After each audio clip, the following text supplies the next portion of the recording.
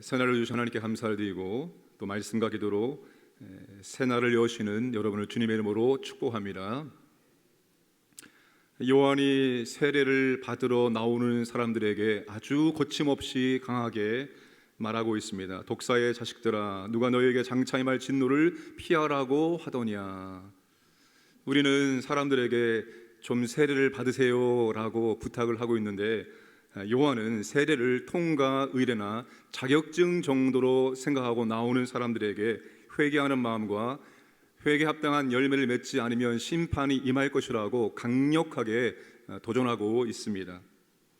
우리는 사람들이 실족할까 봐 배려한 나머지 가장 중요한 것을 놓칠 때가 있습니다.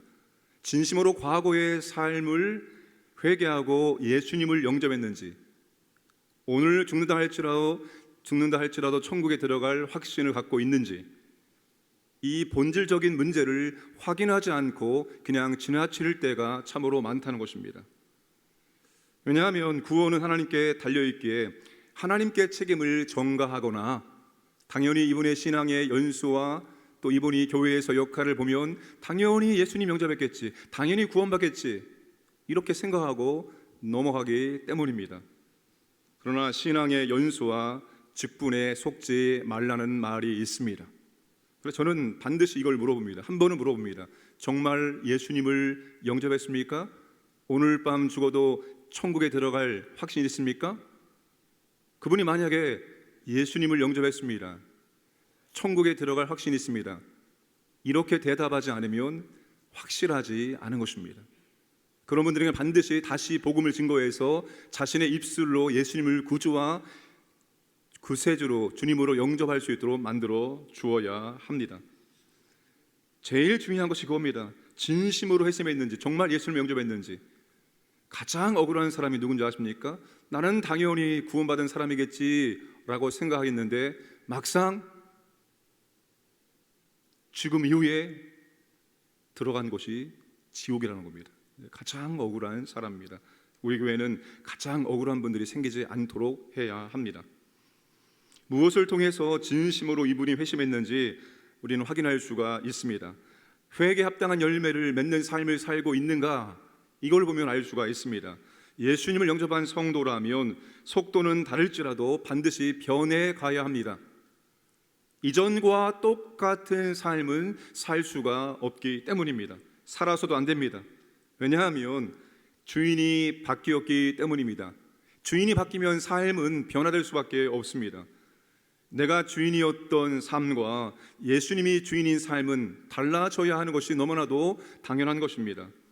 주인이 바뀌면 여러분, 세상을 바라보는 관점, 세계관과 또 무엇을 중요하게 여기는 가치관이 달라지게 되어 있습니다. 이 두 가지가 바뀌면 삶은 바뀔 수밖에 없습니다. 생각이 달라지고 말과 행동이 달라지면 삶은 달라져야 되고 달라질 수밖에 없습니다. 세상에서 당연하게 여기고 살았던 것들이 그게 아니었다는 것을 이제 알게 됩니다. 그래서 10절에 무리들이 우리가 무엇을 해야 됩니까? 묻자 요한이 말하길 옷을 2벌 가진 사람은 없는 사람에게 나누어 주어야 되고, 12절에 세리들이 우리가 무엇을 해야 됩니까? 묻자 먹을 것이 있는 사람도 없는 사람들에게 나누어 주어야 하고, 14절에 군인들이 우리가 무엇을 해야 됩니까? 묻자 정해준 것보다 더 받지 말라고 말합니다. 여러분, 지금 여기서 말하고 있는 모든 것들은 세상에서 너무나도 당연하게 여기고 있었던 것들, 어쩜 우리의 특권들이죠. 난 이렇게 살아도 된다라고 생각하는 것들이었습니다. 예수 믿기 전에 그랬던 것들인데 이제 예수를 믿은 다음에는 그 당연한 것들이, 자연스러웠던 것들이, 나의 특권들이 나만을 위한 것이 아니라는 것을 깨달아야 됩니다. 하나님이 나에게 무엇인가 남는 것을 주었다면 그것은 나 혼자만의 것이 아니라 없는 사람에게 함께 나누라고 나에게 조금 더 남게 주었다는 것을 우리가 알아야 합니다. 인간의 욕망을 추구했던 삶의 방식에서 이제는 하나님의 나라와 가치를 위해서 살아가는 삶의 방식으로 우리가 변화되어야 한다는 것입니다. 그리고 또한 회개에 합당한 열매를 맺는 삶은 15절에 내 인생을 통해서, 내가 하는 모든 일들을 통해서 내 안에 계신 그리스도를 드러내는 것입니다. 사람들이 요한을 보자 그가 그리스도인가? 라고 생각했습니다. 사람들의 인정과 인기를 얻을 때 요한은 자신을 주목하게 만든 것이 아니라 도리어 사람들의 관심을 예수님께로 돌리고 있습니다. 그는 주님을 자랑하고 주님을 받아들이도록 만들었습니다. 자신의 사명과 자리를 절대로 잊지 않았습니다. 우리도 마찬가지죠. 우리의 삶의 모든 것을 통해서 그리스도를 드러내고 그리스도를 자랑하고 그리스도를 받아들일 수 있도록 인도해 나가야 한다는 겁니다. 내가 무엇인가 조금 잘 된다, 사람들이 나를 좀 바라본다, 그럴 때 그 사람들의 시선을 그리스도께로, 내가 이렇게 되어진 것은 그리스도 때문에, 그리스도의 은혜로, 그분의 능력 때문이라고 말하면서 사람들의 관심을 예수님께로 돌려줄 수 있어야 합니다. 회개에 합당한 열매를 맺는 삶은 악한 일에 동조하지 않고 책망할 수 있어야 하는 것입니다. 15절에 요한이 이것 때문에 결국 옥에 갇히게 되어집니다.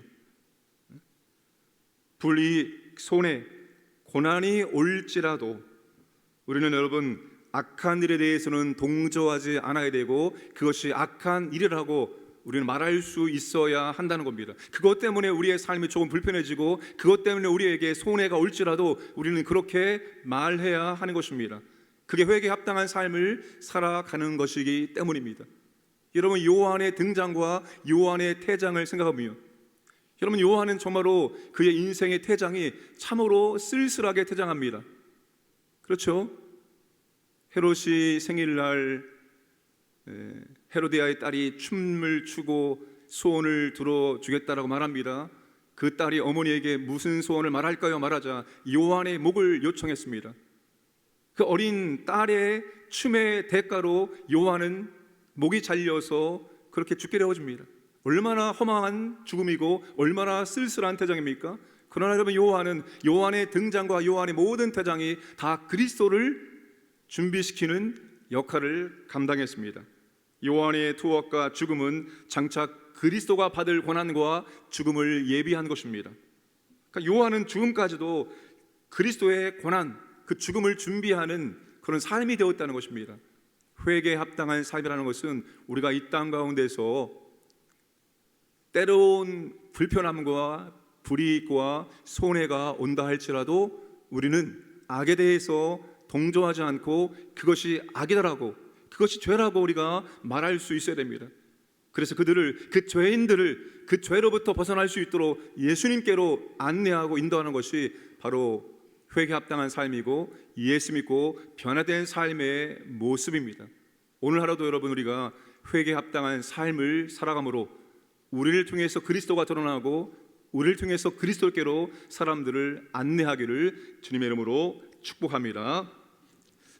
함께 이 시간 합심하여 기도하겠습니다. 3월 9일 대선, 하나님 아버지, 이 나라를 바르게 이끌어갈 합당한 대통령을 세워 주옵소서.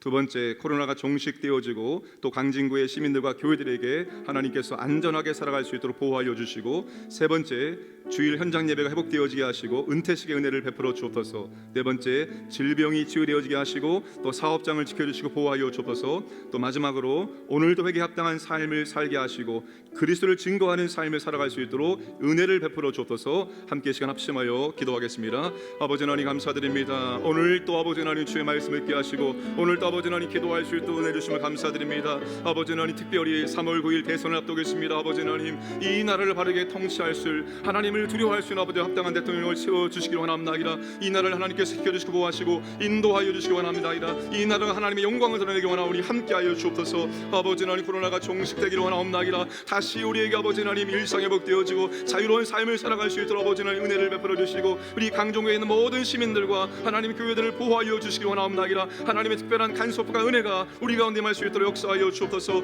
아버지 하나님, 주일 현장 예배가 회복되기를 원하옵나이다. 하나님 아버지, 우리가 주 앞에 나와서 함께 예배드리기 원합니다. 여기에 임자신 아버지를 함께 누리기를 원합니다. 은혜를 주시고 예배 가운데 은퇴식 가운데 하나님께서 은혜와 복을 허락해 주시기 원하옵나이다. 아버지 하나님, 몸된 교회 가운데 아버지 질병 때문에 여러 가지 이유 때문에 아파하고 힘들어하는 주의 백성들이 있습니다. 주여, 주님의 은혜를 베풀어 주옵소서. 우리의 모든 연약함은 짊어진 주님의 은혜가 임하기를 원합니다. 회복시켜 주시고 치유해 주시고 모든 사업장 아버지 하나님 코로나 중에 지켜 주시고 보호해 주시고 더욱더 번성할 수 있도록 역사하여 주옵소서. 오늘도 아버지 하나님 회개 합당한 열매를 맺으며 우리 안에 계신 그리스도를 증거하며 사람들이 그리스도를 바라보며 주님을 인도할 수 있는 삶을 살아갈 수 있도록 은혜와 복을 허락하여 주시고 함께하여 주시옵소서. 감사하신 아버지 하나님, 오늘도 우리에게 새 날을 주심을 감사드립니다. 오늘도 새 일을 행하신 아버지를 기대합니다.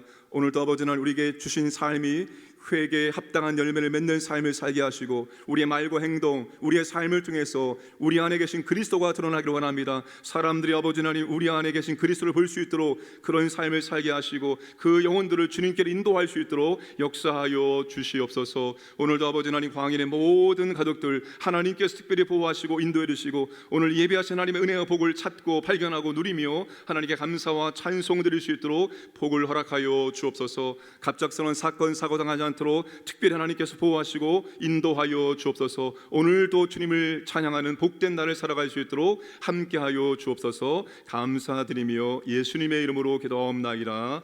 아멘.